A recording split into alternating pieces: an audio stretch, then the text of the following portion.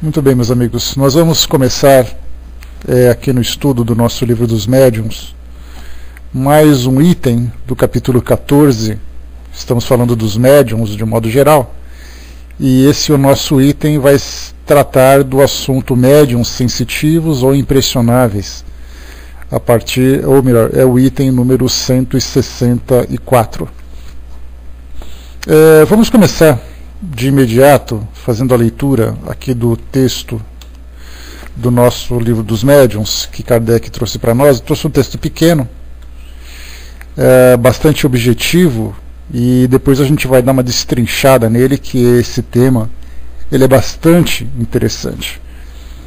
E poderíamos tratar desse assunto aqui em vários encontros nossos, né, porque falar sobre a sensibilidade ou sobre as impressões que cada médium capta no momento em que entra em sintonia com os espíritos, temos ali uma variedade enorme de respostas. Para vocês que são médiums e têm essas impressões, a gente poderia aqui passar para vocês no microfone, né, até seria uma ideia, e cada um contar um pouquinho das impressões que tem no momento em que entra nessa sintonia com os espíritos, né? E a gente veria assim uma diversidade bem interessante de cada um. Então a gente vê que essa é a reação da sensibilidade ou das impressões na mediunidade, no exercício da mediunidade, ela é bastante subjetiva, né? Então a gente vai conversar um pouquinho sobre isso também. Bom dia, Falcão, bom dia, Silvia, bom dia, Zé. Bom, aqui então no item 164, Kardec diz assim para nós. Então, médiums, é o item 2, médiums sensitivos ou impressionáveis. Nós conversamos antes sobre os médiums de efeitos físicos, né? E agora a gente vai tratar dos médiums sensitivos ou impressionáveis. São assim designadas as pessoas capazes de sentir a presença dos espíritos por uma vaga impressão, uma espécie de arrepio geral que elas mesmas não sabem o que seja. Essa variedade não apresenta caráter bem definido. Todos os médiums são necessariamente impressionáveis, de maneira que a impressionabilidade é antes uma qualidade geral do que especial. É a faculdade rudimentar indispensável ao desenvolvimento de todas as outras. Difere da impressionabilidade puramente física e nervosa, com a qual não se deve confundi-la, pois há pessoas que são neuricamente e sentem-se mais ou menos a presença dos espíritos, ao passo que outras, muito suscetíveis, absolutamente não percebem. Essa faculdade se desenvolve com o hábito e pode atingir uma tal sutileza que a pessoa dotada reconhece pela sensação recebida não só a natureza boa ou má do espírito que se aproximou, mas também a sua individualidade, como o cego reconhece, por um certo não sei o que, a aproximação desta ou daquela pessoa. Ela se torna, em relação aos espíritos, um verdadeiro sensitivo. Um bom espírito produz sempre uma impressão saudável, suave e agradável. A de um mau espírito, pelo contrário, é penosa, angustiosa e desagradável. Tem como que um cheiro de impureza. Bom, aqui Kardec então trouxe para nós alguns esclarecimentos, né, bastante objetivos, bastante sucintos. A gente vai trazer aqui alguns detalhes. Então ele começa dizendo para nós que essa mediunidade, essa variedade, não apresenta um caráter bem definido. Aquilo que nós comentamos no início, né, tendo aqui agora o endosso do livro dos médiuns, da visão de Kardec, quando ele fala, quando ele trata dessa questão, falando que é difícil você dizer que um médium que tem determinadas impressões poderia dizer que as impressões que ele tem é genérica, é geral para todos os demais. Então cada médium tem ali a intensidade, tem ali uma sensação específica, tem ali, pode descrever de um modo muito particular aquilo que sente. Então ele é uma vaga impressão e ela não tem caráter bem definido. Aqui quando ele coloca nessa questão que essa faculdade ela difere, deixa eu ver aqui, só um instantinho, pegar um trechinho aqui.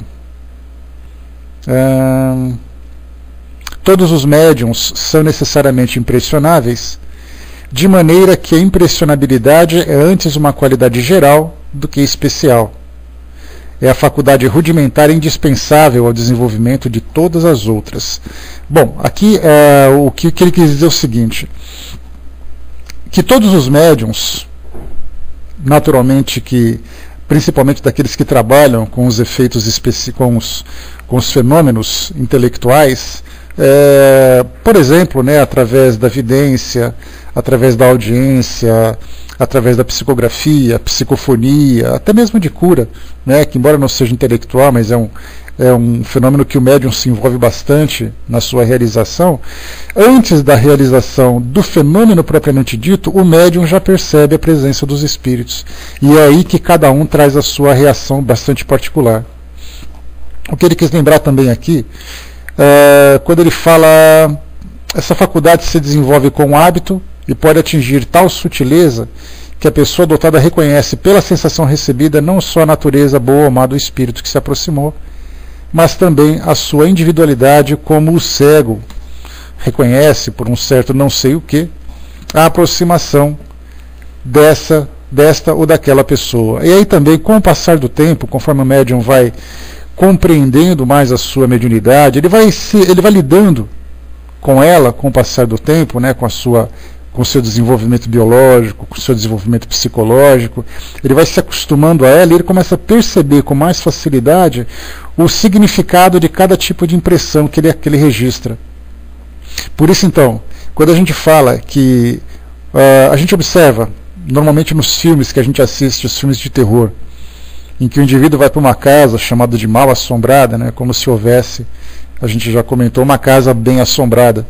Mas imaginemos uma casa assombrada, e aí então, nesses filmes, as pessoas dizem assim, olha, a gente está ouvindo aqui muito barulho, tem assombração aqui, não está deixando a gente dormir, a gente não consegue viver em paz, então a gente tem dois caminhos, ou a gente encara essa assombração, ou a gente sai daqui e deixa a assombração vivendo em paz.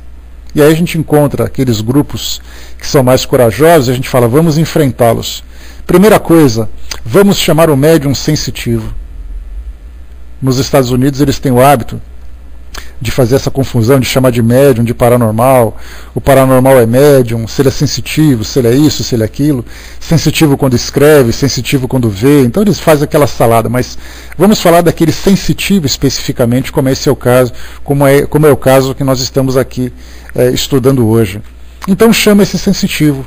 A pessoa é convidada a entrar pela casa, né, pela porta, ela entra no ambiente, de repente ela começa a se passar a mão nos braços, começa a fazer aquela careta assim, olhando para um vazio assim no teto da casa, dando volta, né, as pessoas que estão ali, que convidaram aquele médium, fazem aquela cara de susto também para ver se ela consegue falar alguma coisa, e ela diz assim, estou sentindo uma sensação ruim. Então, quer dizer, ela não consegue definir exatamente o que acontece, mas ela percebe que isso é assim. Então ela diz, estou sentindo algo ruim. E embora isso seja uma descrição feita na ficção, isso é uma realidade para os médiums que são mais sensíveis, que são mais impressionáveis, em captarem as impressões do ambiente ou as impressões dos espíritos que estão próximos. Então, dentro desse cenário, ela começa a perceber assim que algo ruim está acontecendo ali. Ela começa a andar pela casa, anda pelaquela sala, né? A gente pode imaginar aquela sala grande, com lareira, aquele lustre num teto alto, aquele escada em curva ali no fundo da sala, né? Vocês já estão me acompanhando, né? Pois é. Então ela começa a andar pela casa, começa a olhar aqueles quadros antigos, aí depois de um certo tempo ela diz assim, alguém morreu aqui. Então ela já começa a passar daquela impressão inicial de mal-estar para começar a perceber que existe a presença de espíritos ali. E naturalmente de espíritos desencarnados. Se ela continuasse mais tempo participando daquele ambiente, interagindo com ele, ela seria capaz de começar a definir se esse espírito tem boa impressão ou não tem boa impressão. E mais ainda, se ela passasse mais tempo, ela seria capaz de identificar quem era o espírito que ali se encontra. Esse é um caso de ficção que a gente vê nos filmes de terror que nós assistimos por aí.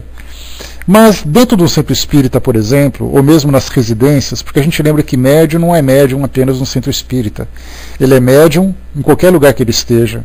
E muitas vezes na sua própria residência, ele começa a sentir uma sensação, e ele começa a perceber que essa sensação não é uma sensação vazia, é algo que identifica a presença de alguém. Normalmente quando ele está concentrado nos seus, o médium, né, concentrado nos seus afazeres, normalmente quando ele está sozinho dentro de casa, normalmente quando ele a sua mente está assim meio vazia, meio tranquila, está naquela rotina, né, como por exemplo consertando alguma coisa, na rotina de uma limpeza de casa, na arrumação ou coisa parecida, e de repente ele tem aquela impressão de que alguém está por perto.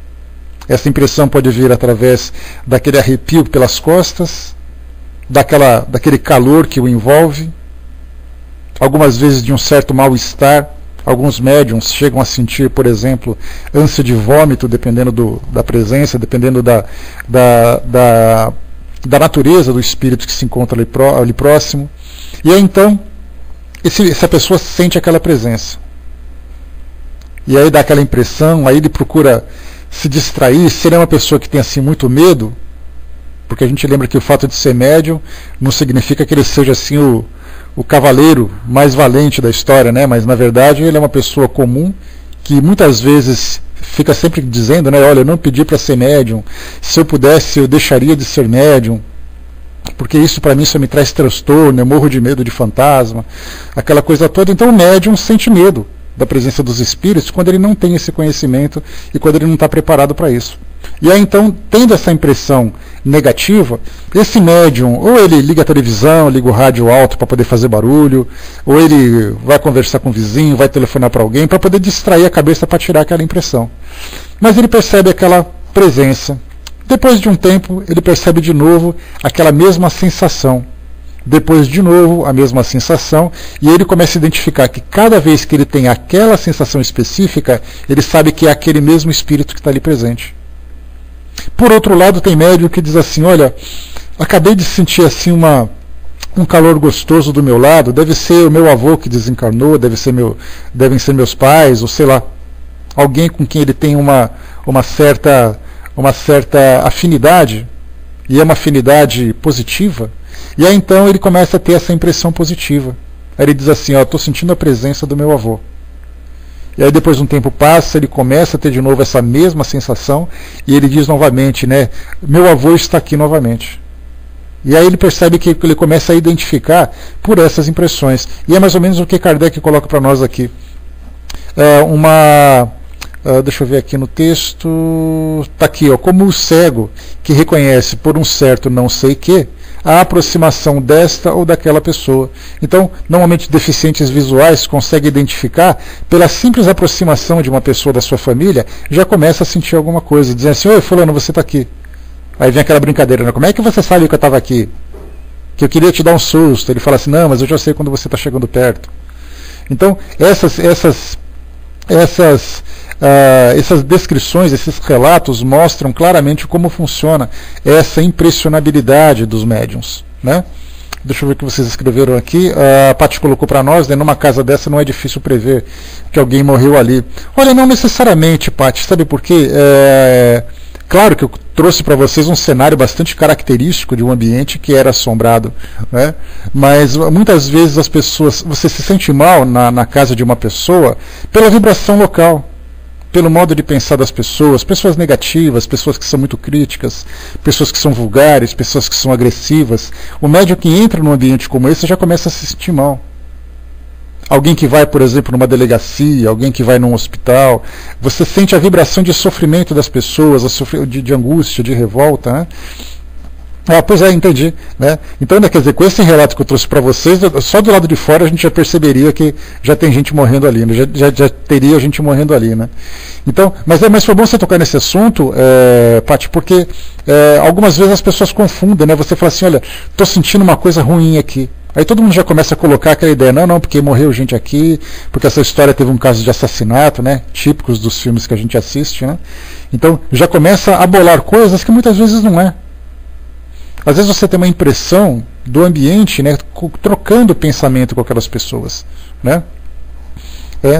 Exato, fantasia, porque nós somos muito criativos nesse sentido, e a mídia colabora muito, porque cada um desses filmes que aparecem para nós, cada filme que aparece para nós, traz para nós um cenário, traz para nós um ambiente que estimula cada vez mais a nossa imaginação, a nossa criatividade.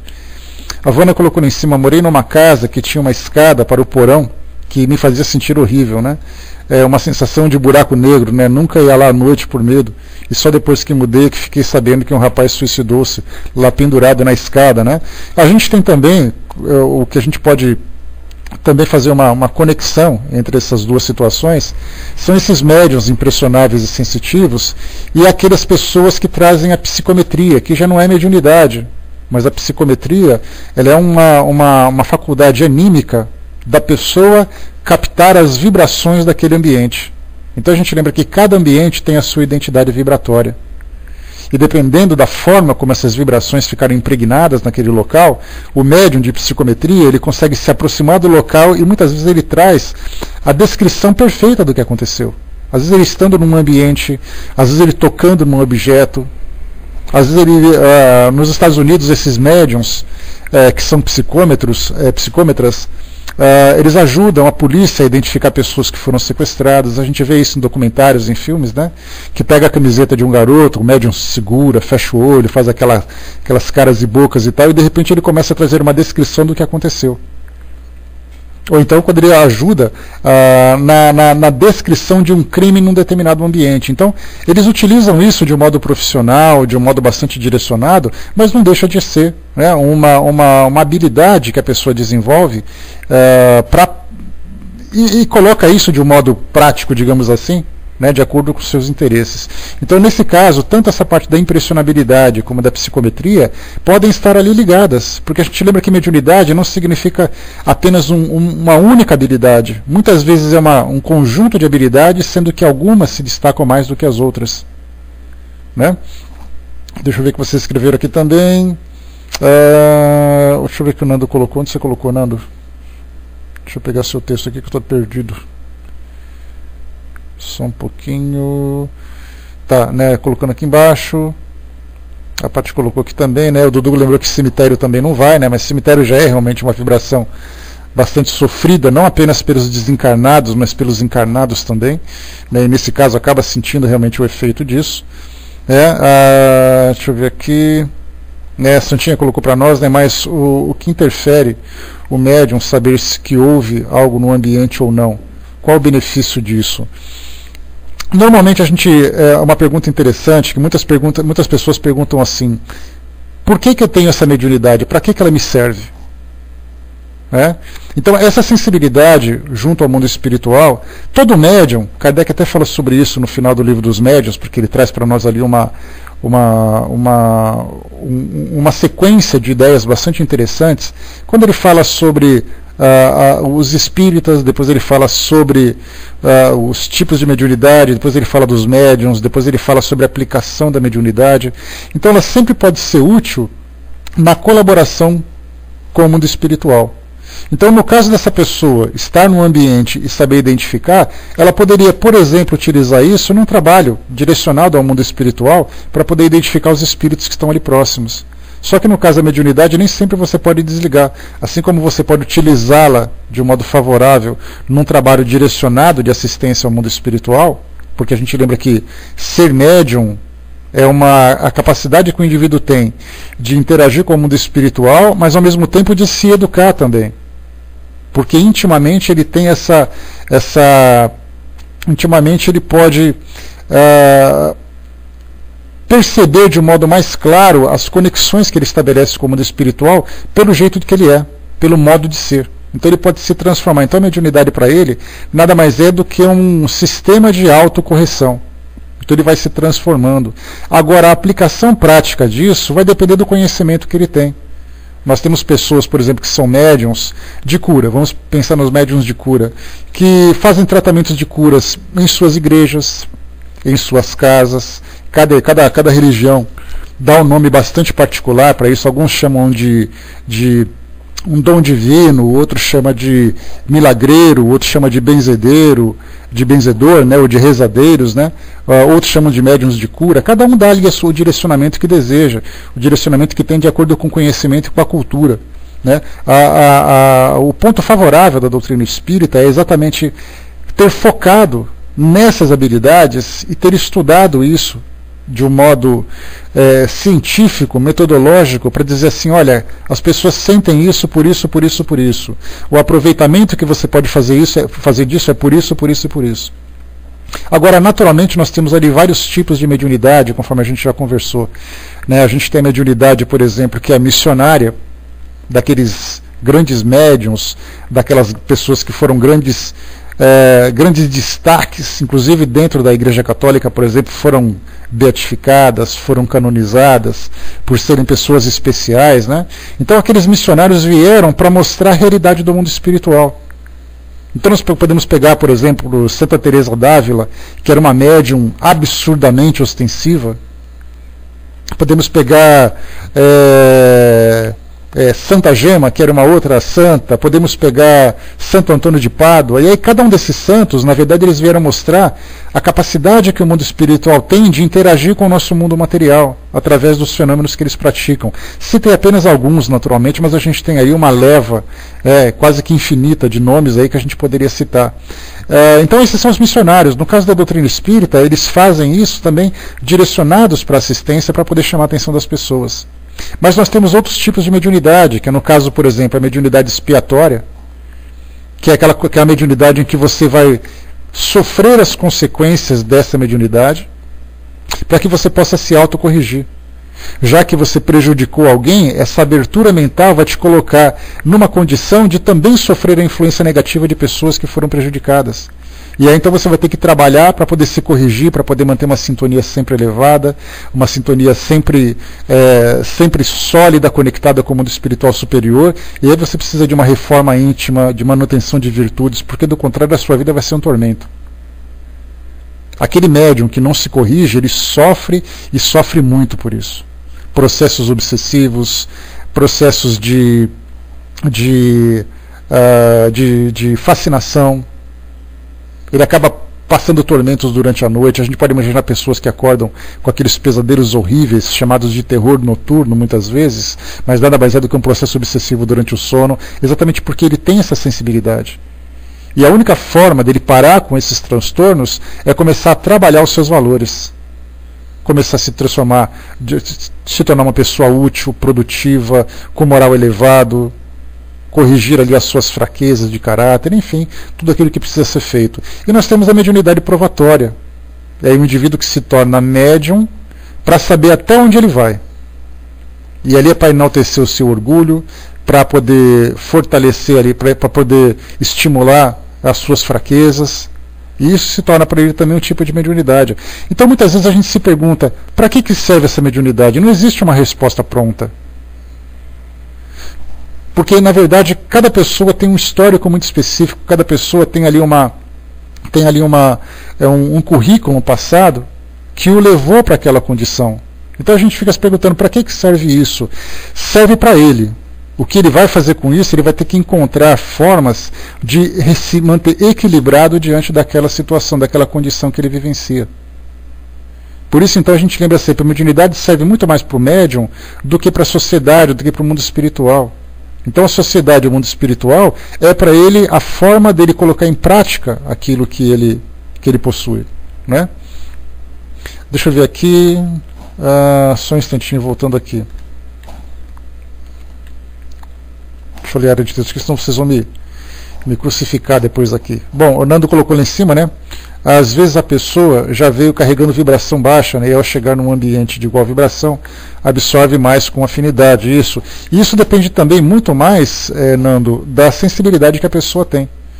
Porque muitas vezes eu posso ter essa vibração negativa, ser uma pessoa que carrega, né, aquela nuvem negra em cima da cabeça, mas muitas vezes eu não tenho sensibilidade para perceber. Aí eu provoco nas pessoas o mal-estar, naquelas que são mais sensíveis, e eu mesmo acabo não sentindo isso. Na verdade, eu sinto o efeito daquilo que eu faço. sou uma pessoa infeliz, sou uma pessoa carrancuda, sou uma pessoa que é sempre pessimista. Então, na verdade, eu começo a me transformar nesse tipo de pessoa, né, pelo fato de eu ter essa personalidade.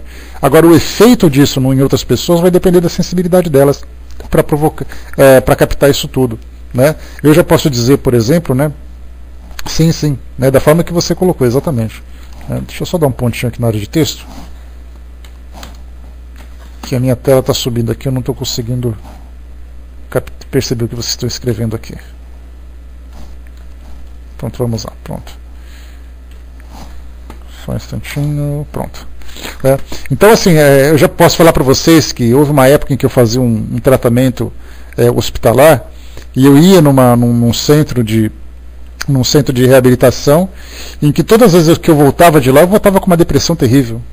Aquela coisa, toda vez que tinha que ir de novo, eu falava, meu Deus do céu, tem que ir outra vez lá. E à medida em que eu fui me transformando, em que eu fui convivendo com isso com mais naturalidade, aquele ambiente já se tornou agradável para mim. Então, na verdade, era assim, era a forma como eu me sintonizava com aquilo, né? Então, mas eu não posso dizer assim, não, isso é mediunidade ostensiva. Na verdade, isso é anímico, né? Você capta a vibração do ambiente, mas depois simplesmente desaparece conforme você se reequilibra.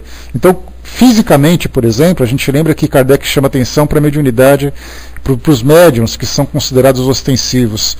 Ele diz que muitas vezes tem pessoas que numa condição de debilidade orgânica, debilidade psíquica, se tornam mais sensíveis. E você capta isso, mas à medida que você se restabelece a sua saúde física ou psíquica, aquelas sensações passam. Então isso não caracteriza a mediunidade ostensiva, mas caracteriza uma condição de sensibilidade que você teve naquele momento. Porque a mediunidade ela é constante, ela é contínua. Ela está sempre presente ali. E você começa a ter com ela, na verdade, um equilíbrio, um domínio sobre aquela situação. Né? O Nando colocou ali, né? Digo isso porque é muito comum a gente ouvir que fui na casa de fulano e sai de lá ruim, né? Exato, né? Penso que se vibração ruim vem afinidade também. Aí, mas vai depender também da própria sensibilidade que a pessoa tem de captar aquilo tudo, né? Tem pessoas que captam tudo, né? Captam suspiro, captam pensamentos. Agora tem pessoas que simplesmente entram no local, se ela está bem equilibrada, né? Ela entra, sai, ela fica com aquela coisa, né? Poxa, aquele passeio não foi gostoso. Aquele passeio não foi tão legal assim. Então, mas você não sente necessariamente a impressão clara, a impressão direta sobre você. Deixa eu ver aqui rapidamente. Né, a Tina colocou para nós aqui, né, essa faculdade pode ser estudada, praticada. Né? No caso da toda a mediunidade, Tina, na verdade, ela pode ser estudada. Né, eu sempre comento que é interessante que para aqueles que são médiums e têm essa curiosidade, e você precisa desenvolver, você deseja se conhecer um pouco mais, deixa do seu lado um caderninho, deixa do seu lado uma agenda, e você vai então anotando, né, as impressões que você teve em tal dia, em tal situação, em tal ambiente, porque assim você vai, porque a anotação, na verdade, eu sempre brinco com os meus alunos, que na época em que eu era aluno também, naquele momento em que você fazia uma cola para a prova, quando chegava na hora da prova não precisava da cola, porque só o fato de você se concentrar na cola, de você procurar resumir tudo, de você tentar fazer ali as artimanhas para não ser pego, quando você vai fazer a prova você não precisa mais dela, porque só aquele trabalho já te favoreceu. Né? Então a melhor forma de estudar é fazer uma cola para estudar. Né? E depois você joga a cola fora naturalmente. Então quando você está escrevendo, você está escrevendo num caderno, numa agenda, aquilo que você está sentindo, e isso faz com que você se concentre nos detalhes que você faz, que você sente. Normalmente as pessoas que querem prestar atenção, se você pega um biólogo, por exemplo, assistir isso num filme é muito interessante, ele era um naturalista, um biólogo, e para poder prestar atenção nos insetos e nas plantas que ele estudava, ele costumava desenhar tudo. Simplesmente porque desenhando, ele prestava atenção em cada ponto, em cada pintura, em cada mancha, em cada falha que tinha, né, em cada detalhe daquele objeto. Então, na verdade, não era o ato de desenhar, mas é que desenhando você se concentra. Então, você anotando as coisas que você vivencia, você começa a se perceber melhor. Isso fica muito mais fácil, fica muito mais prático de você descrever. Né? E você perguntou também aqui se isso pode ser praticado. As casas espíritas, normalmente, porque quando a gente fala em casa espírita, é uma forma de você participar de grupos de trabalho, porque os trabalhos são voltados tanto para os encarnados como para os desencarnados. Então, se você trabalha, por exemplo, você tem uma sensibilidade bem aflorada, e você consegue trabalhar no atendimento fraterno, por exemplo, quando você se senta à frente de uma pessoa que vem conversar com você e você consegue captar as vibrações dela, é como se você pudesse falar, você conversar com ela olhando uma radiografia.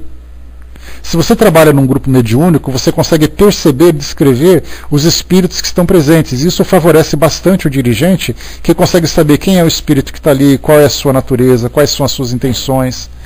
Então, na verdade, assim, tem aplicações práticas, mas você precisa, na verdade, estudar, você precisa fazer parte desse grupo, né? Porque, do contrário, vai ser apenas uma impressão que você tem.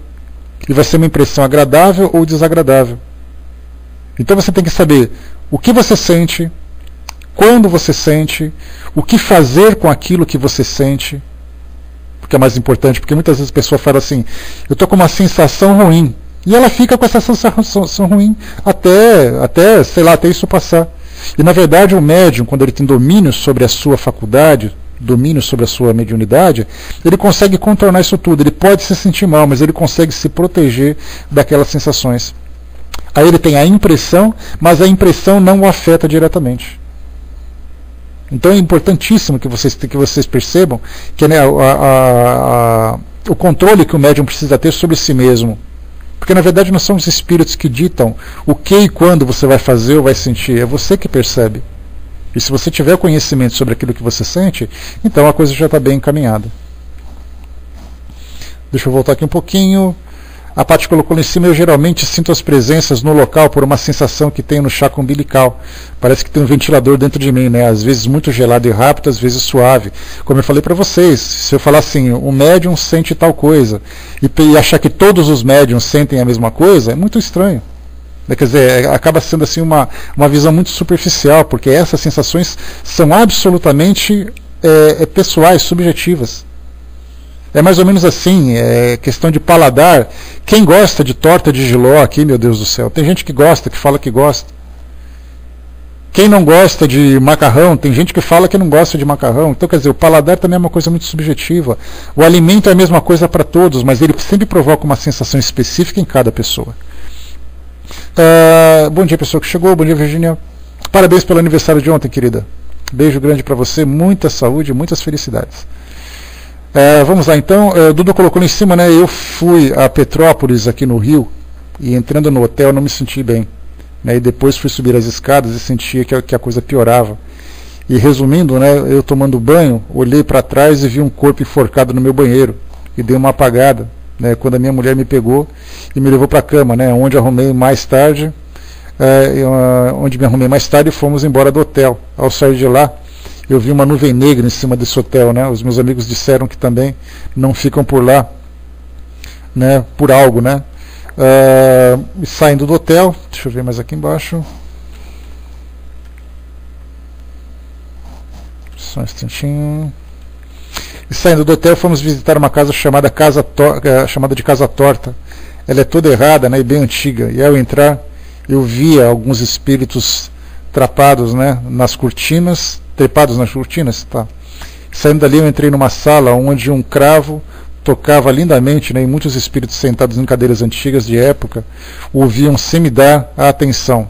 Bom, eu nessa época era muito ostensivo, né, e depois eu passei a estudar, muito isso tudo foi cristalizado, né. Quero mostrar nisso que estudar sim é a melhor maneira de se equilibrar essa mediunidade, às vezes sem saber o que se faz, e estudar e frequentar um lugar certo é a melhor maneira de cuidar disso, mas sem dúvida, né, porque o estudo, na verdade, ele tira impressões que as pessoas sentem, né, tira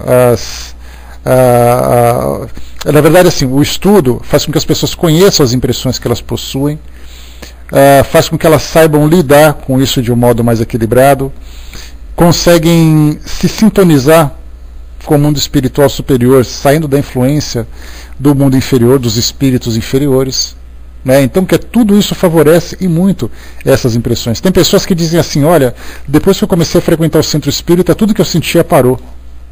Na verdade, não é o fato dela frequentar o centro espírita, mas é a forma como ela começa a se transformar. Exatamente, né, Beth? O conhecimento acaba libertando a pessoa. É o equilíbrio que faz com que ela retome a sua vida normal, né? A Armando colocou lá em cima, né? Por esse motivo as casas espíritas têm que fazer uma análise muito profunda do problema de quem procura. pois às vezes o médium não tem a mediunidade que pode ajudar o paciente, né? Sem contar que às vezes o médium não está bem, né? Pois é, ser médium não significa necessariamente ser um trabalhador. Muitas vezes o médium é o paciente. Então é sempre importante a gente focar nessa questão de que trabalha aquele que tem condições de trabalhar e precisa ser ajudado aquele que não tem condições, né? Bom, vamos lá então, que a gente tinha comentado com vocês aqui. Um outro fato que eu comentei com vocês também, como o Kardec coloca, é que essa mediunidade, ele é, vamos dizer assim, é a base de todas as outras. Muitas vezes essas outras não se desenvolvem, essas outras não aparecem. Então o médium fica apenas com aquela impressão. Mas mesmo com essa impressão, ele tem essa utilidade, como eu falei para vocês. O ambiente que ele frequenta. Tem pessoas que não frequentam barzinhos, não frequentam boates, não frequentam determinadas festas porque se sentem mal. E isso significa o quê? Que aquele ambiente é um ambiente negativo e qualquer pessoa que frequenta um ambiente como esse está sujeita a influências negativas. Se eu vou, por exemplo, a um barzinho, numa sexta-feira à noite, falar com meus amigos e tudo mais, eu posso ter a intenção positiva de somente encontrar com os meus amigos. Mas eu estou encontrando com os meus amigos num ambiente que nem sempre é agradável. Nem sempre que a vibração é positiva. Então eu poderia fazer isso encontrando em outro lugar? Poderia, num restaurante, aquela coisa toda, mas as pessoas que estão ali naquele ambiente já criam a própria psicosfera. Quem vai num barzinho vai lá para poder paquerar, vai para poder beber, vai para poder fumar, vai para poder falar de futilidades. Então a gente percebe que esse tipo de intenção já cria naturalmente na mente naquela psicosfera um determinado tipo de vibração.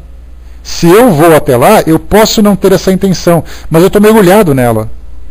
E estando mergulhado nela, eu corro o risco de sofrer todas as influências que ela me traz, inclusive da presença dos espíritos que estão ali presentes.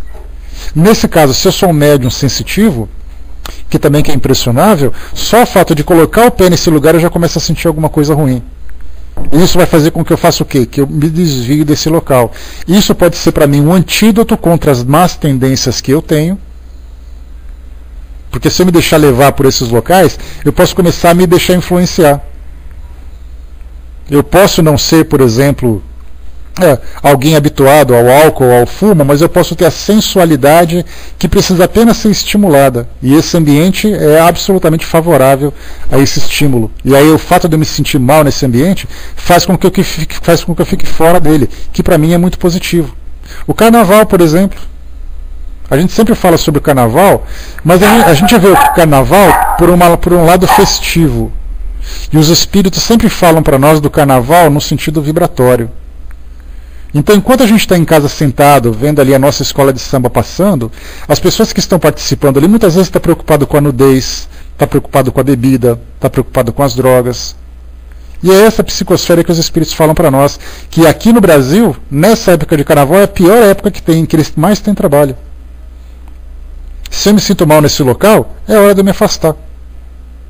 Então essa sensibilidade me dá a percepção daquilo que me faz bem e o que não faz bem, as pessoas que me fazem bem e as pessoas que não me fazem bem. E se eu entrar nessa sintonia porque eu quero, não, eu gosto da balada, eu gosto disso, então você vai sofrer as consequências. É mais ou menos o diabético. O diabético não pode comer doce. Não, mas eu estou com uma vontade de comer um doce de chocolate, então enfia a cara. E boa sorte. A pessoa que sofre, por exemplo, do alcoolismo, eu sou alcoólatra, estou lutando contra isso há muitos anos, mas eu adoro frequentar uma festa, então vai, boa sorte. Então, na verdade, assim, cada um que tem alguma sensibilidade nesse lado psíquico, nesse lado espiritual, para ele tem esse benefício. Ele precisa só saber identificar como utilizar isso para poder fazer com que ele tenha uma vida mais saudável, uma vida mais tranquila. Voltando um pouquinho aqui em cima. Deixa eu ver que a Paty colocou, nas igrejas antigas, principalmente naquelas de Minas, né, tive sensações de muito sofrimento, uma vontade de explodir em choro, sem saber porquê. Né? O próprio Divaldo comenta isso, que quando ele esteve lá na Polônia, em Auschwitz, visitando aquele campo de concentração, ele disse que só de chegar perto daquilo ali ele já sentia uma impressão extremamente negativa. Né? Então, quer dizer, é o local, penitenciárias, cemitérios e tudo mais, como a gente comentou. Né? Deixa eu ver o que vocês colocaram. Aqui também o Armando colocou, né? Por esse motivo, tá? Aqui a gente já colocou. Vou descendo um pouquinho mais. O Armando colocou também, né, mas nem todos, né, vão com más intenções, pois pelo contrário, né, seria uma censura. Lembremos do carnaval, né, foi o caso que a gente colocou do carnaval, que é aquele caso, tudo me é válido, né, mas nem tudo me convém. Vai depender da forma como eu entro em sintonia com isso. Então essas orientações que a gente recebe do carnaval como uma festa tranquila, saudável, o carnaval ele tem muitas versões, tem muitas vertentes. Lembro certa vez, né, não é o momento de a gente falar sobre isso, mas lembro certa vez um carnaval de 2 anos mais ou menos, em que a competição do beijo, aí uma jovem com todo o orgulho chegou para a câmera e falou assim: quanto você já beijou? Até ontem beijei 100. Então a gente vê assim, né, que o erotismo, a sensualidade, tudo isso acaba influenciando bastante no comportamento das pessoas, principalmente nessa época, né? Então, cada um ali tem, vive da forma como lhe convém, né? Mas sempre tem consequências. A gente lembra que ninguém está isento das consequências daquilo que a gente vivencia. Deixa eu pegar o que vocês colocaram aqui, só um instantinho. Eu estou colocando esses pininhos aqui porque minha tela às vezes fica parada e eu não consigo acompanhar vocês. Deixa eu ver aqui o que vocês colocaram também.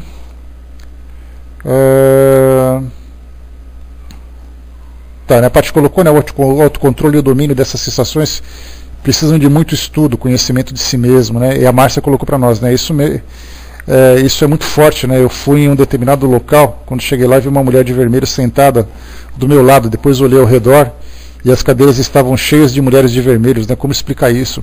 Difícil a gente falar, né, que local era exatamente, ô Márcia?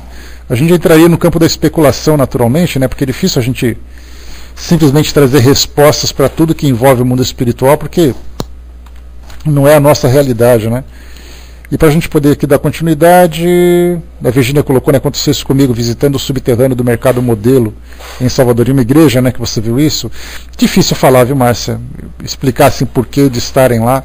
Né? Como dizia Kardec, né, para quem quer saber o que acontece, é só chamar os espíritos e perguntar por que você está aqui, aí vai ter um entendimento, porque do contrário a gente vai fazer uma interpretação equivocada. Então sinceramente não sei, né? Se a impressão é positiva, se a impressão é negativa, aí cada um vai se sentir exatamente aqui, né?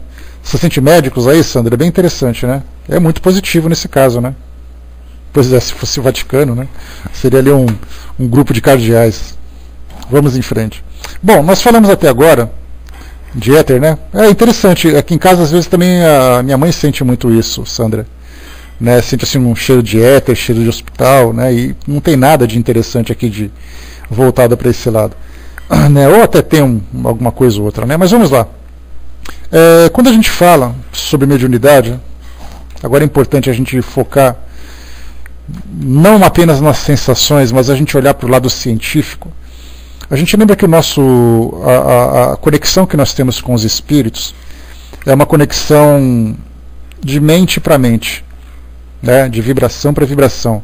A nossa mente cria em torno de nós as características do nosso perispírito, as características vibratórias do nosso perispírito. Consequentemente, então, é a nossa mente que produz tudo. A nossa mente, conectada ao nosso cérebro, vai também interferir no nosso corpo físico. Falando um pouquinho sobre neurologia, que eu não tenho especialização nenhuma para isso, mas não é tão difícil da gente pegar pelo menos essa explicação básica. O nosso cérebro é dividido em, digamos assim, 2 partes importantes. A primeira parte é aquele sistema cérebro-espinhal, que comanda, que traz para nós a sensibilidade do corpo físico, e também a parte motora. Então eu posso sentir quando alguém toca na minha pele, posso sentir quando eu coloco a mão num balde de água fria, posso sentir quando eu tomo um copo de chá quente e assim vai. Posso sentir quando eu me machuco, como também eu posso fazer com que o meu corpo se movimente. A minha perna, meus braços, minha mão, minha cabeça, a minha fala. Essa é a parte do cérebro. E nós temos uma outra parte chamada de sistema autônomo, ou também chamado de sistema vegetativo. Esse sistema vegetativo, sistema autônomo, nós não controlamos. Nós temos ali o sistema simpático e o parasimpático. São 2 sistemas que são antagônicos. Enquanto um faz alguma coisa, o outro desfaz essa mesma coisa. É o caso, por exemplo, quando você leva um susto, o seu coração dispara. É o sistema simpático que liberou hormônios que provocaram aquele tipo de reação. Depois, quando seu cérebro começa a entrar numa condição normal, o sistema parasimpático faz com que ele volte àquela condição normal. Então são alterações que o nosso corpo vai sofrendo, e esse sistema trabalha com glândulas, com nervos, e nós não temos controle. Eu não posso dizer para o meu intestino fazer tal coisa, eu não posso dizer para o meu pulmão parar de respirar, ele simplesmente trabalha. Nesse caso, então, só para a gente poder ter essa noção do que é o cérebro, toda vez que nós temos a conexão com o espírito, essa conexão, que é diferente da nossa, provoca algum tipo de reação. E normalmente esse sistema simpático e parasimpático também reagem. É o caso do arrepio, por exemplo. A pessoa sente um arrepio, a pessoa sente um mal-estar. Não é ela que está controlando isso, é algo que está provocando isso nela. Consequentemente, é o cérebro dela que está sofrendo algum tipo de interferência. Para a gente poder entender a nossa fisiologia, a nossa anatomia e a nossa fisiologia nessa relação com o mundo espiritual. Se a minha mente controla o meu corpo dessa forma, se vem uma mente diferente, ela vai provocar reações diferentes no meu corpo. Se eu tenho essa sensibilidade maior, essa sensibilidade então começa a me provocar, a fazer com que eu sinta de um modo mais intenso essa diferença vibratória. Porque mesmo que seja um espírito elevado, o modo de pensar dele é diferente do meu. Tanto que nós temos ali pessoas que dizem assim, como a Sandra colocou agora, tem uma sensação muito agradável quando tem esses médicos por perto. Quer dizer, não é dela. Ela não poderia por si mesma provocar aquela sensação, mas foi uma mente extracorpórea, uma outra inteligência que provocou isso nela. E isso acontece em várias situações. Para quem vai no centro espírita, por exemplo, e vai trabalhar, digamos assim, na orientação espiritual, para espíritos adoecidos, espíritos perturbados e tudo mais, não chegamos a falar necessariamente de suicidas ou de obsessores. Apenas um espírito que está ali desorientado. Ele está angustiado, está triste, está deprimido, está assustado, e de repente o médium começa a captar aquelas sensações dele. E ele não apenas sente a presença daquele espírito, e ele diz assim que, ele não precisa nem dizer isso, normalmente os médiuns não dizem, a menos que seja algo necessário para o trabalho, mas ele diz assim, então, olha, estou sentindo angústia, estou sentindo tristeza, e na verdade é o médium que está passando isso para ela. E a angústia o que é? Aquele aperto no peito, é aquele mal-estar no estômago, que a gente sente. Então, na verdade, é o quê? É a mente passando para a mente, que vem para o nosso cérebro, que provoca os estímulos nessas glândulas, nesses nervos, liberando esses hormônios, liberando essas substâncias. Então, tudo isso significa o quê? Reações químicas do nosso corpo provocadas por estímulos nervosos, que consequentemente vêm por estímulos mentais. Deixa eu ver aqui, o Armando colocou, não seria o perispírito que transmite as sensações ao corpo, pois o mesmo não está ligado ao corpo molécula a molécula? Exatamente, Armando, só que a gente lembra sempre que quando você tem o seu perispírito, o seu perispírito ele tem características específicas de acordo com o seu estado mental. Quando há essa aproximação, o perispírito reage, consequentemente o seu cérebro também reage, provocando essa liberação dessas substâncias, esses estímulos nervosos. Então tudo se encontra no nosso cérebro. Todas as reações que existem no nosso corpo são reações provocadas pelo sistema nervoso central. Não dá para você dizer assim, olha, eu fiquei arrepiado, mas o meu cérebro não tem nada com isso. Ele tem isso sim. Porque é exatamente o seu sistema autônomo que provocou esse tipo de reação. Então a gente lembra sempre que, embora eu seja envolvido no perispírito, é o meu cérebro que comanda todas as reações do meu corpo. A gente não pode te dizer assim, olha, o meu perispírito faz, sendo que meu cérebro está completamente desligado. Deixa eu ver aqui. O que digo é que ele está ligado a uma parte específica do corpo. Na verdade, a gente lembra sempre assim, que o perispírito está ligado molécula a molécula. Mas também a parte mais intensa, como os espíritos dizem para nós, que se você olhar um espírito, você vai perceber que a maior concentração de energia se encontra na parte da cabeça. Porque é exatamente ali que ele se liga ao corpo físico, no cérebro do indivíduo. Ou mesmo quando ele se encontra, no caso dos espíritos, eles falam dessa chama, aquela coisa toda, Então é difícil para a gente definir ainda, mas é sempre importante lembrar que nós não podemos tirar a parte biológica, separar a parte biológica da parte espiritual. Ou da parte fluídica, por exemplo. Nós temos ali o perispírito, o espírito e depois temos o corpo físico. Tudo que acontece no nosso corpo físico está ligado ao nosso sistema nervoso. Por isso é importante a gente sempre lembrar assim, é essa influência do sistema nervoso que vai provocar esses estímulos. esse mal-estar, esses arrepios, muitas vezes sentem dores, as pessoas sentem dor. Como é que eu posso sentir dor se meu cérebro não sabe o que é dor? Né? O cérebro seria o teclado, onde o espírito tecla exatamente. Né? André Luiz fala sobre isso no livro Nos Domínios da Mediunidade. Então, quer dizer, o espírito chega lá, dá um toque no seu cérebro, quer dizer, de cérebro para cérebro, estimula determinada região, de mente para mente, estimula determinada região no seu cérebro que provoca um tipo de reação. E aí, então, isso serve, a gente lembra sempre, para todos os tipos de mediunidade. Se eu tenho mediunidade, por exemplo, de psicografia, é no meu cérebro, na parte motora da escrita, e também na parte mental, porque a gente lembra que a mediunidade, a psicografia mecânica, ela é rara, normalmente sempre tem ali um fragmento de mente, né, ou intuitivo, ou semi-mecânica. A semi-mecânica é a mais comum. Né? Então, nesse caso, a gente tem o cérebro dele, que provoca aquele movimento da mão, e o cérebro dele que capta aquela informação. Então o médium escreve com rapidez, mas sabendo do que está escrevendo. Muitas vezes ele escreve com rapidez quando ela é mecânica, mas ele não sabe o que está escrevendo, mas mesmo assim é o cérebro dele que estimula aquela parte motora. Para quem já assistiu, por exemplo, algum vídeo, ou já viu uma reportagem sobre o mal de Parkinson, cirurgia contra o mal de Parkinson, que é aquela patologia que vai se agravando, provocando tremores no corpo físico, e isso tira, né, a independência da pessoa, tira a mobilidade dela, exatamente por causa da intensidade desses tremores. A cirurgia é exatamente isso, tira ali, abre ali a calota craniana dela, e no cérebro para desativar uma parte. Então os médiuns, a pessoa fica acordada, os médiuns ficam dando um toquinho, né, estímulos no cérebro da pessoa, que o cérebro é indolor, o cérebro não sente dor, e aí dá aquele toquinho, aí de repente mexe o pé dela, dá outro toquinho, mexe ali, ele sentiu alguma coisa na barriga, mexe de novo, né, ali na região parietal do cérebro principalmente, né, que é a região motora, até que dá um toque e a mão dele mexe. Quando ele percebeu que a mão dele mexeu ali, ele dá um toquinho ali, de repente para de tremer, dá uma cauterizada, o negócio melhora. Então a gente vê que são partes do cérebro que são estimuladas, mas que vêm através do perispírito, sem dúvida nenhuma. É esse envolvimento fluídico, né?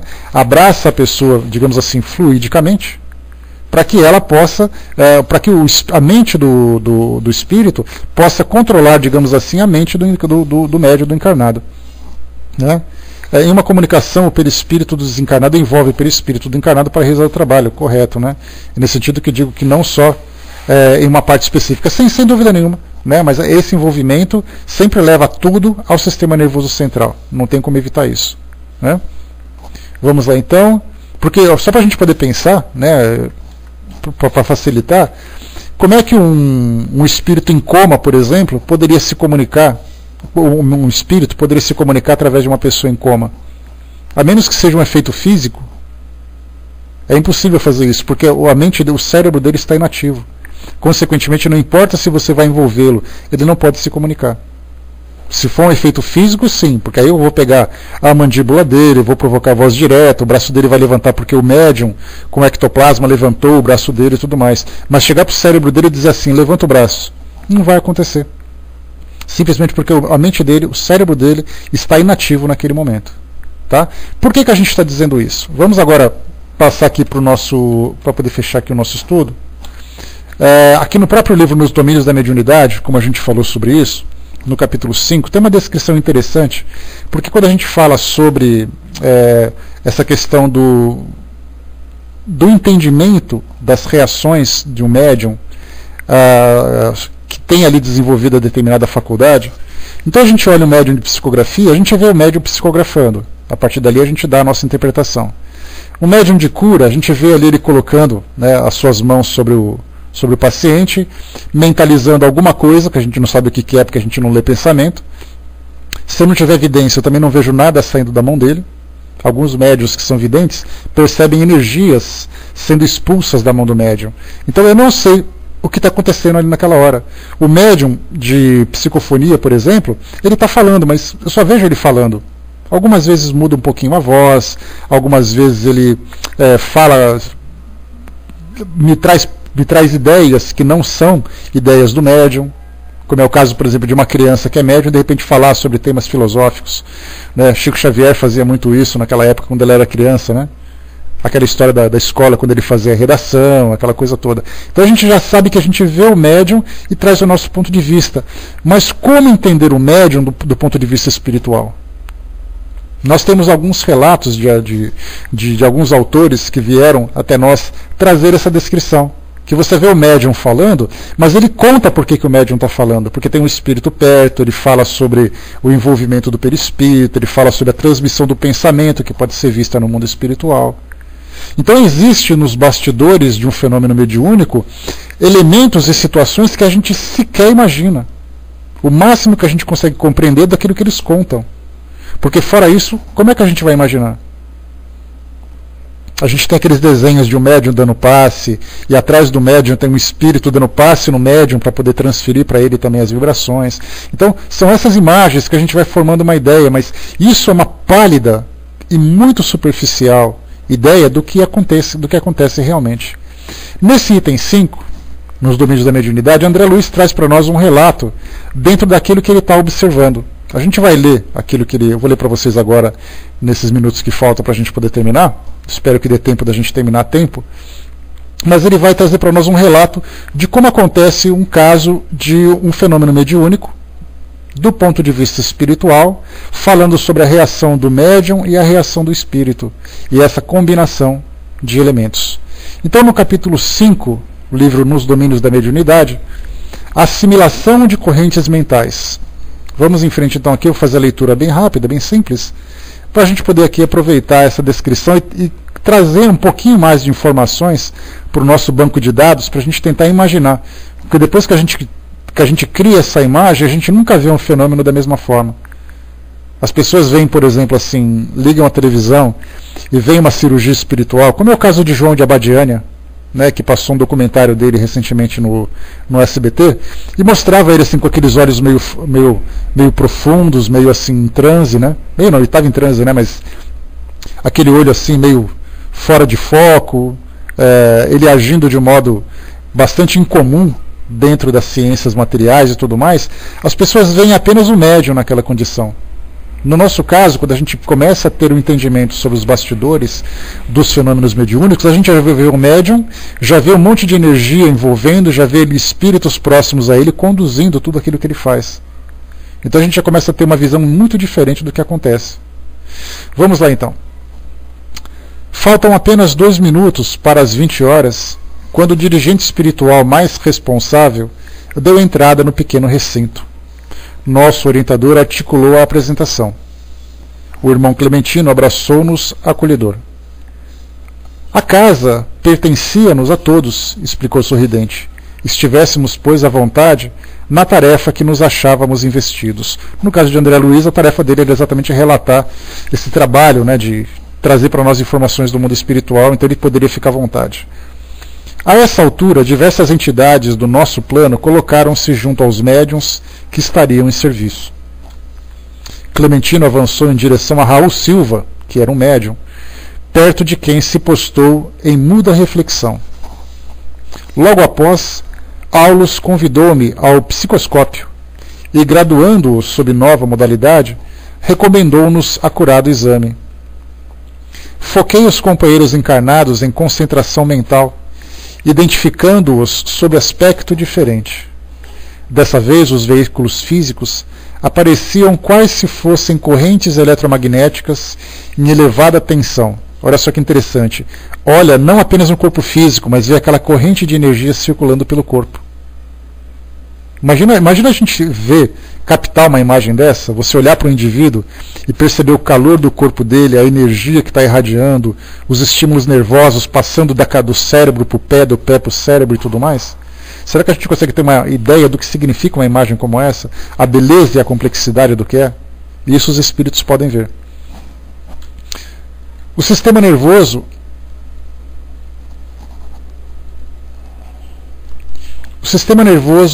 os núcleos glandulares e os plexos emitiam luminescência particular.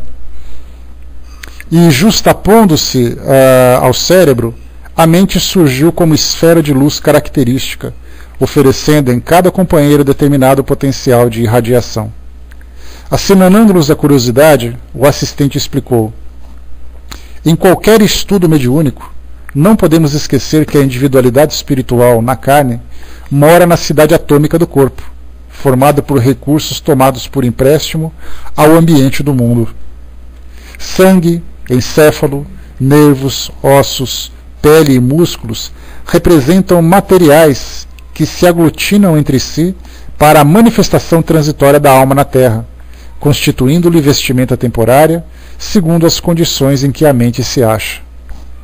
Nesse instante, o irmão Clementino posou a destra na fronte do amigo que comandava a assembleia, mostrando-se-nos mais humanizados, quase obscuro.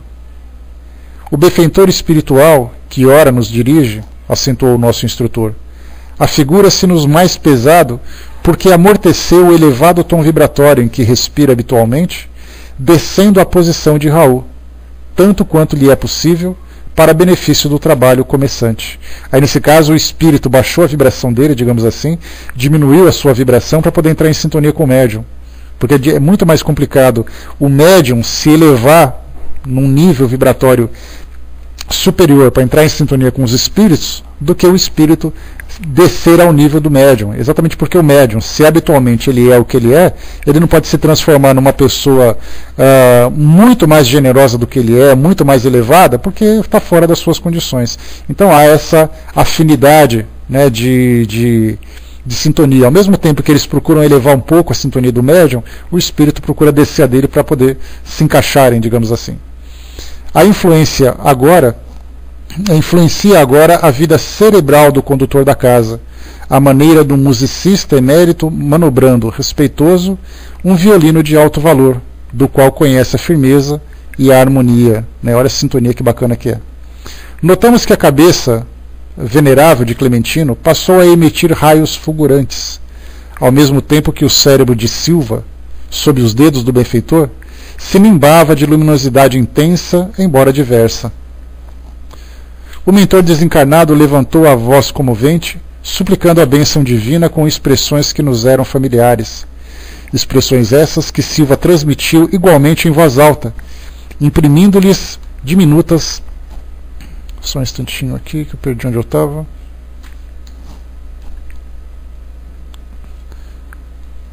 Só um instantinho, pessoal, que eu me perdi aqui agora. Está aqui. Transmitiu igualmente em voz alta, imprimindo-lhes diminutas variações. A gente vê aqui o caso da psicofonia, né? Com a emotividade que nos invadia a todos, brando silêncio se interpôs durante vários minutos. Fios de luz brilhante ligavam os componentes da mesa, dando-nos a perceber que a prece os reunia muito fortemente entre si. Terminada a oração, acerquei-me de Silva.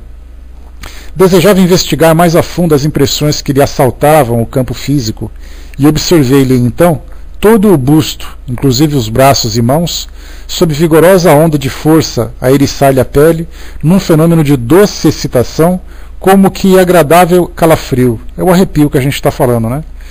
Essa onda de força descansava sobre o plexo solar, onde se transformava em luminoso estímulo que se derramava pela boca em forma de palavras.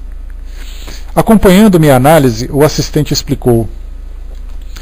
O jato de forças mentais do irmão Clementino atuou sobre a organização psíquica de Silva, como a corrente dirigida para a lâmpada elétrica.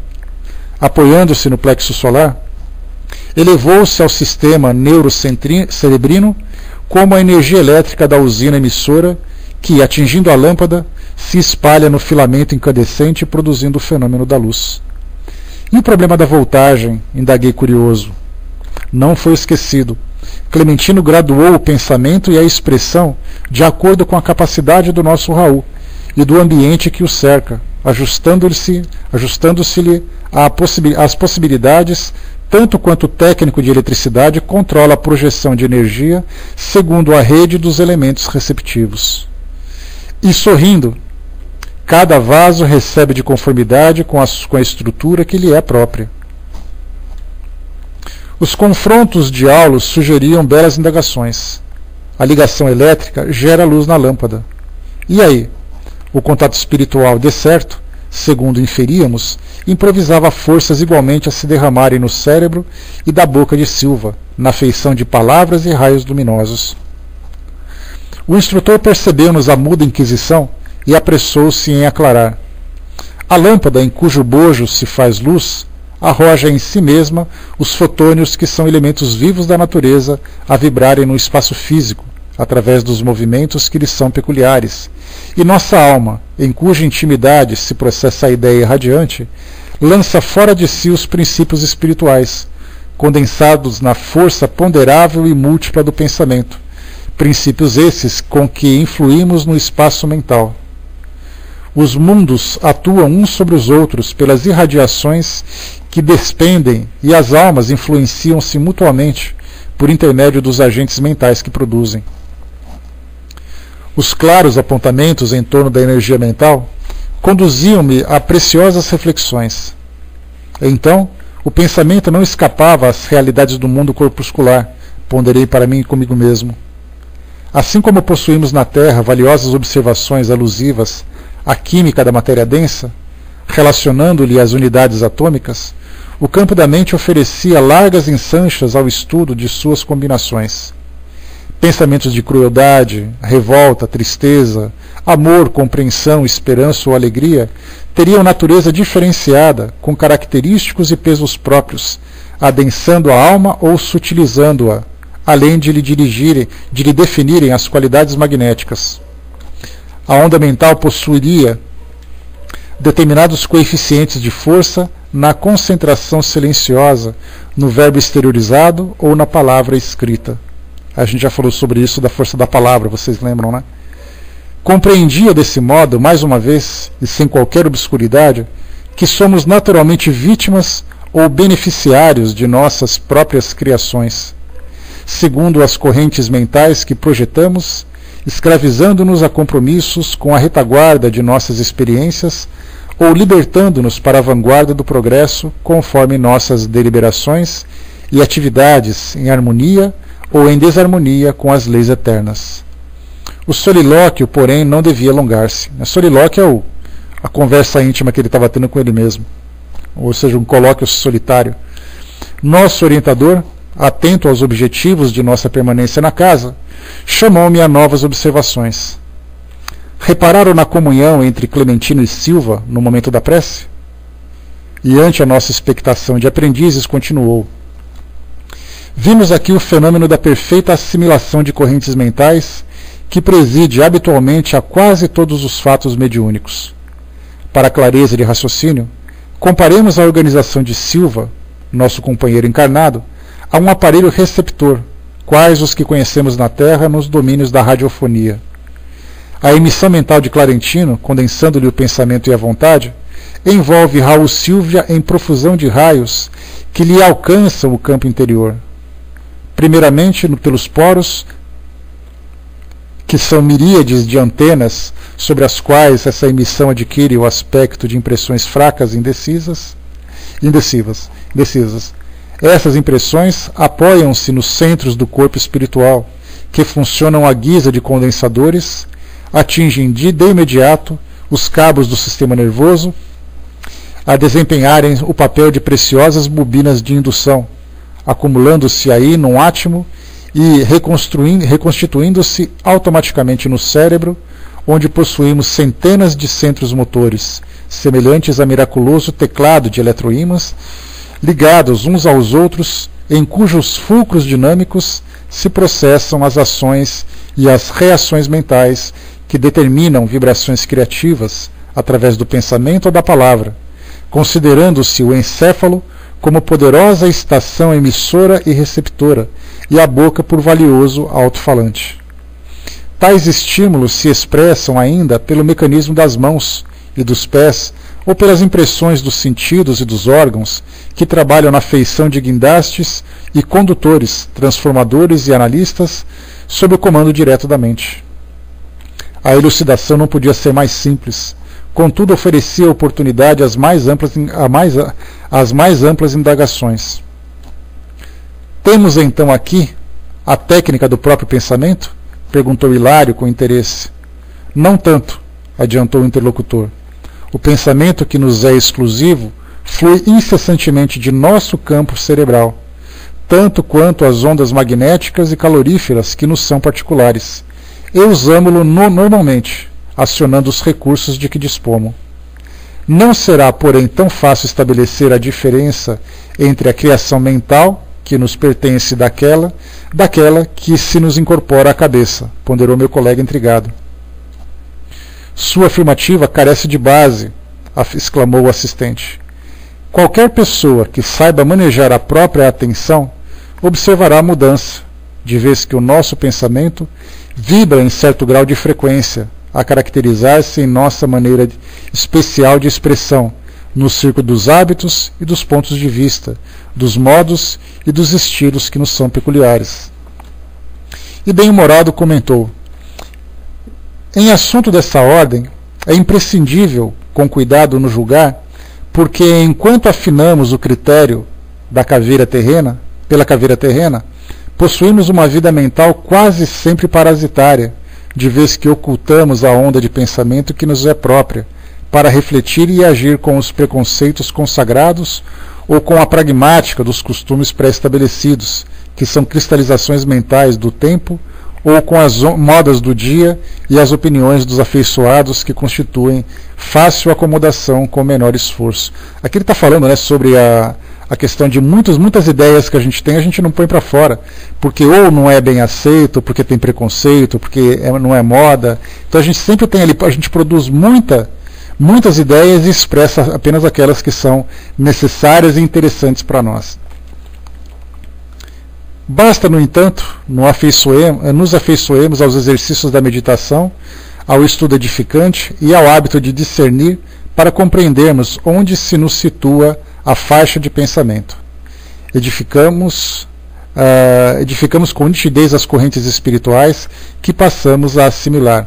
Aqui ele já está falando sobre a educação do pensamento também, que é algo extremamente complicado, né? Porque a gente normalmente pensa muito, sempre com muita improdutividade, com muita inutilidade.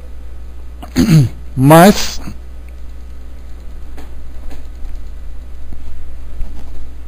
voltando aqui, mas há a necessidade da gente direcionar o nosso pensamento sempre de um modo mais positivo, e principalmente aqueles que trabalham, né, em comunicação com os espíritos, porque um espírito que tenta trazer um conteúdo elevado para um médium que só pensa naquilo que não interessa, existe uma dificuldade muito grande de entrar em sintonia. Então o preparo mental é o primeiro começo, e esse primeiro preparo mental vem exatamente do conteúdo que a gente assimila, das ideias que a gente elabora, né, daquilo que a gente, da forma, da perspectiva como nós vemos o mundo. Então isso é fundamental, né? Então por isso que a leitura é importante, a leitura com conteúdo positivo, a leitura com conteúdo que tenha um teor elevado. Isso faz com que a gente assimile também essa mesma sintonia, essa mesma vibração. Hilário pensou alguns instantes e, estampando na fisionomia o contentamento de quem fizer importante descoberta, falou satisfeito: agora percebo como podem surgir fenômenos mediúnicos em comezinhas situações da vida, tanto nos efeitos notáveis da genialidade como nos dramas do cotidiano. Sim, sim, acentuou o orientador, agora preocupado com o tempo em que a nossa palestração consumia. A mediunidade é um dom inerente a todos os seres, como a faculdade de respirar, e cada criatura assimila as forças superiores ou inferiores com as quais sintoniza. Por isso mesmo, o Divino Mestre recomendou-nos oração e vigilância para não cairmos nas sugestões do mal, porque a tentação é o fio de forças vivas a irradiar-se de nós, captando os elementos que lhes são semelhantes e tecendo assim ao redor de nossa alma espessa rede de impulsos, por vezes irresistíveis. E buscando o lugar que lhe competia nos trabalhos em andamento, ajuntou: estudemos trabalhando. O tempo utilizado a serviço do próximo é bênção que entesouramos em nosso próprio favor para sempre. Então aqui o que veio desse texto para nós é exatamente mostrar esses bastidores, né, as energias, a forma como essa energia interfere, né, no nosso... Vai com Deus, Sandra, bom dia. Interfere no nosso comportamento, na nossa conduta durante um trabalho como esse, seja de uma forma ostensiva, seja através de influências. Né? Então é importante a gente sempre ver os bastidores do fenômeno para poder compreender a sua complexidade e perceber que o nosso cérebro, né? O nosso sistema nervoso é atingido, na verdade ele é inundado por essas energias para poder provocar essas reações que a gente vê hoje, né? Então, lembrando sempre que esse tema que a gente estudou hoje, essa parte do envolvimento mental, do envolvimento fluídico, da interferência no nosso corpo físico e tudo mais, isso serve para todos os tipos de fenômenos que a gente estuda. Então hoje a gente está estudando sobre os médiuns impressionáveis, os médiuns sensitivos ou impressionáveis. Então a gente pode lembrar, só para poder concluir o nosso raciocínio, quando essas energias envolvem o nosso corpo, a gente pode imaginar a quantidade de reações ou a infinidade de reações que o nosso corpo físico acaba sofrendo. Então a questão aqueles arrepios, bem-estar, mal-estar, frio, calor, regiões do corpo específicas que são sensibilizadas, a intensidade, né, como a gente colocou, tem peso no pescoço, peso nas costas, tem arrepio nas costas, arrepio no couro cabeludo. Nesse caso a gente viu, né, que todo o dorso, todo o tronco do médium, né, desde do seu busto aqui em cima, dos seus braços e mãos, ele ficou todo arrepiado, mas não ficou nas pernas, por exemplo. Nós temos aqueles médiuns, no caso de médiuns de psicografia principalmente, quando chega perto do trabalho começa a sentir assim, um formigamento nos braços, dor no braço, um peso, parece que tem aquele peso triplicou o peso do braço, isso até que ele faça o trabalho mediúnico, quer dizer, a presença dos espíritos provocam reações no médium. E até mesmo os espíritos podem provocar essas reações. Colocando essa concentração no médium de psicofonia, a concentração vai exatamente em cima do centro motor do braço. E é ali que ele começa a sentir aquele incômodo, né, ou aquela sensação estranha no seu braço. E assim, cada médium tendo sensações diferentes. Tem médiums, por exemplo, médiums de cura, que antes de dar o passe a mão está formigando ou muitas vezes até pegando fogo. Tem médium que transpira pelas mãos nesse momento. Sente aquela pressão. Né? Então cada um reage de uma forma diferente, mas tudo isso é exatamente pelo esse mesmo mecanismo que nós vimos hoje. Bom, pessoal, fechando por aqui o nosso trabalho, deu tempo da gente ler aqui esse texto. Eu achei que seria interessante para a gente ilustrar um pouquinho mais sobre o nosso tema de hoje. E o próximo tema que a gente vai estudar vai ser sobre os médiuns audientes, né? Os médiuns que ouvem. E a gente vai ter algumas coisas interessantes aí para tratar também. Embora Kardec tenha colocado, como a gente viu aqui, pequenos trechinhos, só que nesse médiuns audientes, colocou aqui dois